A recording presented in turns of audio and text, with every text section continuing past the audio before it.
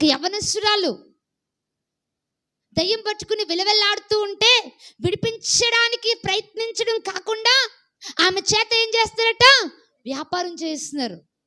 దాంతో పౌలు చాలా బాధపడ్డాడు, వ్యాకులు పడ్డాడు, మనసులో నొచ్చుకున్నాడు.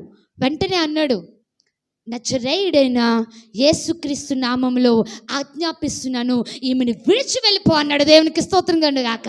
హల్లెలూయా.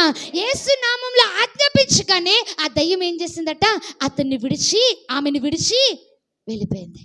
ఏ నామంలో జరిగింది ఇది? అదే అన్నాడు యేసుక్రీస్తు ప్రభువారు, నా నామమున మీరు ఏది ఆజ్ఞాపిస్తారో అది జరుగుద్ది. నా నామమున దయ్యములు వెళ్ళిపోతాయి, నా నామమున రోగులు స్వస్థతలు పొందుతారు, నా నామమున మీకు అధికారం ఇస్తున్నాను. నా నామము మీరు ఉచ్చరించి ఇది పలికినప్పుడు తప్పక నా నామాన్ని బట్టదు